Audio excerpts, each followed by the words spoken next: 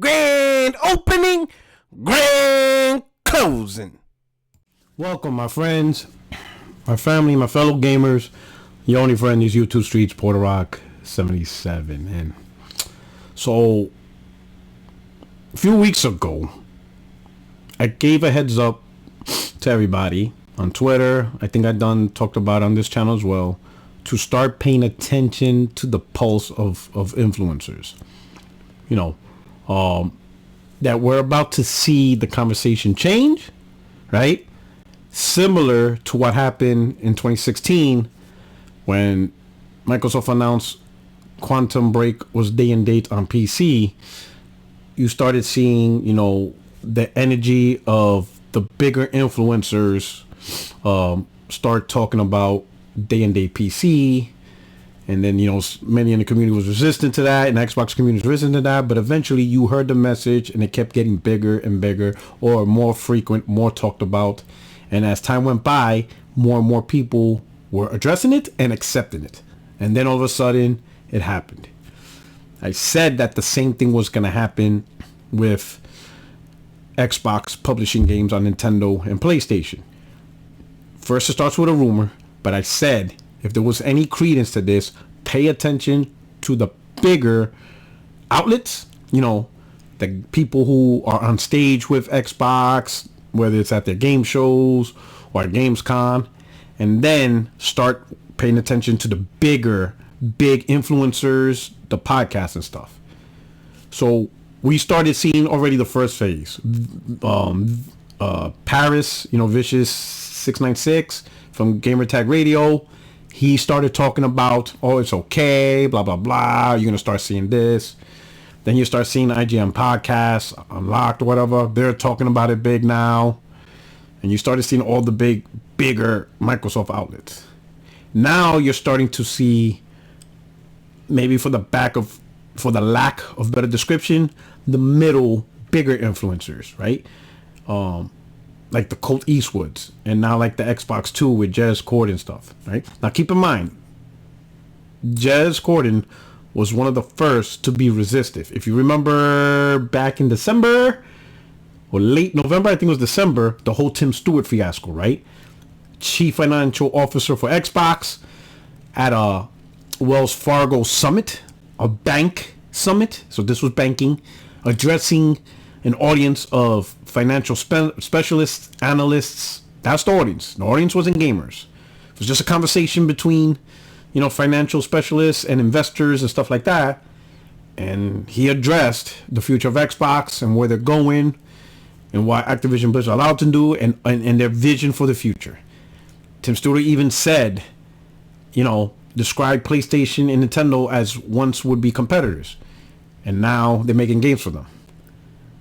Huge blowback from the community, because that was used to say, hey, it's happening. You got the chief financial officer saying this is their strategy to make money.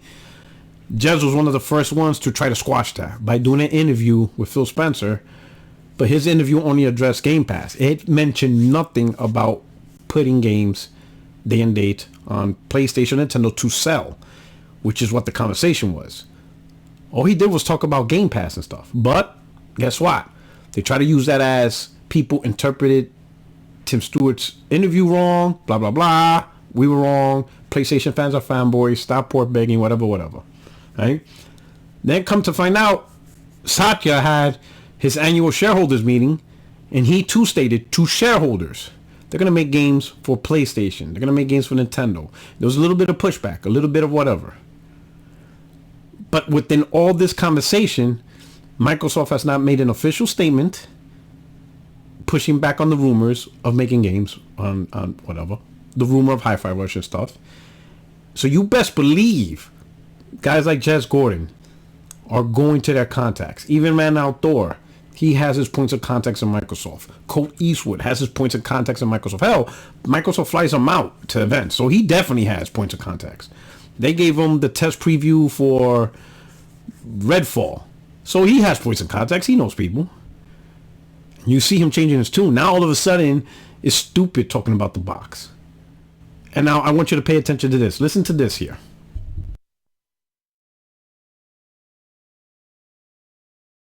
Drums is one of those. He's very much like everything needs to be exclusive, and if it's not, everybody needs to be fired. And all these layoffs, guess what? Everybody needs to be gone.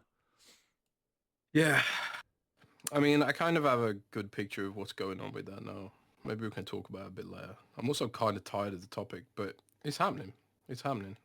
Yeah. So I think we did say accept it or move on. I think we said in the last podcast we weren't really going to talk about it until it actually happened or didn't happen officially. Yeah. Either way, I would say it's definitely happening. So anyone who's got Hopium or Copium, like the Xbox isn't doing this. It's happening. Like not all games. It's going to be select games, of course, but it's happening, and other companies will do it too. Yeah, but there's no reason to discuss it until it actually happens. Drums. So now, it's happening, but let's not discuss it till it's actually happening. Oh, and other companies do it too. Come on, listen. The reason why this is hard on you Xbox gamers, right, is because you don't know when to turn off the pride. Sometimes you just gotta let it go, right? All the signs was there, and you guys avoided it, okay? And it was basic signs. It wasn't like really like the signs was easier than the Sony leaks, than Insomniac leak slides. To me, that's more challenging to interpret than the stuff Xbox provided, right? Because the Sony leaks was like slide decks. And slide decks or PowerPoint slides are slides that someone has to brief, meaning talk to. So you have to listen to the points of the slides. We didn't get that, right? We don't know when the slides were designed. We don't know when the slides were briefed. And we don't know what the person who briefed it said. So that's a lot more challenging than actually hearing a CFO actually talk about their plans. Actually hearing the CEO of Microsoft talk about their plans. Straight up words, plain English. They spoke and they said it right out of their own mouth. Even Phil Spencer interview in Japan said to the people of Japan to start looking at PlayStation gamers and Nintendo gamers as part of Xbox gamers. These are their own words. You have Phil literally told you, he addressed the community saying that you can't out-console PlayStation, Nintendo. So we have to think of a different strategy. It's not going to work. He even told you the worst generation to lose was the Xbox One PS4 generation. So the way forward is going to be completely different. Microsoft even testified under oath at the Epic and Apple trials that in their opinion, they have never won a console gen. Like literally straight up 100% statements. And then you take all those statements and you add data that is factual. You are seeing how not good the console's selling. The Xbox Series console's not selling good.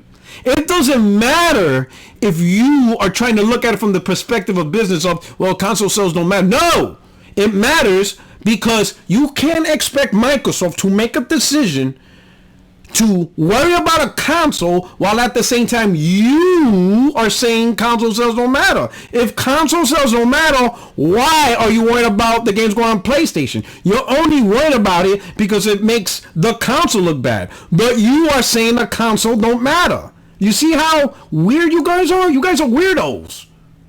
Absolute weirdos. The consoles don't matter, but make multi-billion-dollar decisions on a console that don't matter. On a console that's not selling. You know, the actual data, every single quarter, there is always a negative percentage attachment next to the Xbox consoles. Always. Negative 16 sales, negative 28 sales, like every time. It's always bad. We just had Microsoft through the month of December was selling Xboxes for $150. It's the cheapest console out of all of them. Out of all the main consoles that are out now, the Nintendo Switch, the Nintendo Switch Lite, OLED, PS5 Slim, PS5 All Digital, all the consoles, Xbox Series consoles the cheapest with the $150 price tag on the Series S. Nothing was cheaper. Not even the Nintendo Switch Lite, which is just the handheld. You can't even dock it. That was more expensive than the Xbox Series S. and the console still came out last place for MPD. Literally being liquidated. And you expect Microsoft that invested $70 billion to put it into the console gamers' hands of Xbox when you hardly have any console gamers? Xbox hardly has console gamers. There's not enough of y'all. Not that many people are rocking. Okay? Microsoft's not going to bet the bank on y'all. No, they're not. They're moving on. Phil Spencer told y'all they're going to do things different. They are going to move differently. And this is different. This is changing. Y'all went literally maybe 4, 5, 6 weeks ago to like, oh, y'all poor begging, you don't know what you're talking about, to now what we're hearing right now. Oh, it's happening. It's happening. At this point, what you guys are trying to do now is trying to, two things. You're trying to feel better that, oh, it's not going to be everything. That's number one. And then number two, well, clearly Sony's going to do it. So we went from, oh, Microsoft's not doing that, Xbox not doing that, to now, oh yeah, everybody's doing that in a span of 5 weeks. That is copium. That is copium. Now, I'm not going to hear and argue PlayStation's not going to do it or whatever. All I'm saying is there is no evidence of that to even begin the conversation. But there is plenty of evidence to have it talk about Xbox. It has all the evidence. We have official statements from the CEOs, and we see the official results of console sales. It is bad. Selling worse at a worse rate than Xbox One, which Xbox One did not sell good either.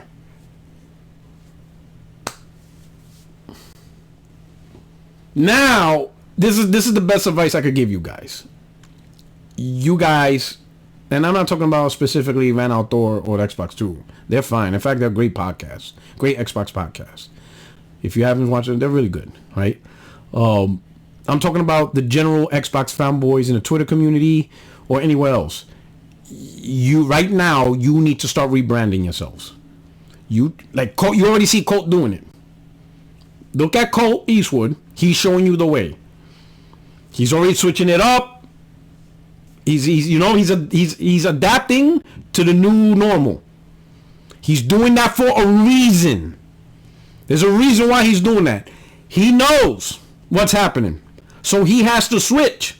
He has to change it up. Because he has a big channel. I'm sure he does very well monetarily. And he wants to keep it up. But he slowly has to adapt. And he's slowly going to merge and move away from this. Because you can't wait to the last minute. Because then it's not going to look authentic. You understand? He's changing it up now. You starting to see the pulse. All of y'all need to do the same. Change now. Don't wait until the iceberg hits you. Right? If you were in the Titanic now, you know exactly what's coming. Start turning that wheel now. Even if the rest of the people of the world on the ship don't understand why are you going off course? Tell them, I know. The iceberg is coming. Let's change it up now. Do it now. Turn that wheel. Redirect to a new course. If you just rebranding yourself so that way you can provide soul content and you're like, fuck, I just did my channel getting ready to kill the ponies. I'm going to go after the ponies. Well, guess what, bro? Them ponies gonna cross play with your asses and gears. So you might as well steer that ship again. Retry again. Go back to the drawing board. Do it now. Don't wait till after the fact, because then everybody's going to call you a fraud. Everybody's going to call everybody a fraud. Just redirect the ship now. The war's over. Get your DD-214s. You got your new marching orders. Collect your VA benefits. War's over, Vambo. There's nothing else to fight. All you're doing is being lunatics. That's all you're doing now, for whatever reason. You're just being a bunch of lunatics. Focus on changing it up for the new normal. Pay attention to these guys. They're switching for a reason. Don't hold out. Don't be that little orchestra. Gentlemen, it was a pleasure. Nah, fuck that. Live. Fight another day. Take a whole new battle. Come up with a whole new gimmick. But this is over. You're getting Sega'd. You're going to fall in line. Xbox fanboys going to be right there, along with the Neo Geo fanboys, with the TurboGrafx 16 fanboys, with the Atari fanboys. Sadly, Sega fanboys. You're all in the same bucket. You're just going to be archived in the historical walls of console war. I hope they remember you. Anyway, it's your only friend is YouTube Streets PorterRock77. Let me know what you think. If you're an Xbox fanboy, tell me how you feeling right now. Is life miserable? Are you gonna chug on? Are you gonna move on from this? Or are you done game? I wonder. I want to see how many people. Are now all of a sudden not gonna play games no more simply because Xbox is gone, which is really weird. Because I already see some people say, I don't know if they mean it or not, but you're gonna be fine. There's gonna be plenty of places. You don't have to pick PlayStation. Pick up PC. Well, I don't like PC. Whatever. So then play on PlayStation. I mean, if you are that emotionally hurt to where there's something personal that you will not play on PlayStation because of personal reasons, man, you know what? Yeah, you should stop playing games and focus more on mental therapy, mental health. Get your head right, man. Get that gray matter right. Get the gray matter right. Anyway, you guys take care. Enjoy the rest of your Sunday. Your only friend is YouTube Streets PorterRock77. I'll see you guys Tuesday, 60 Frames No Lag podcast. 5:30 p.m. Pacific, 8:30 p.m. Eastern Time, right here on this channel. And don't forget to like, subscribe, and share. Would truly appreciate it. Thank you. Peace. Grand opening, grand closing.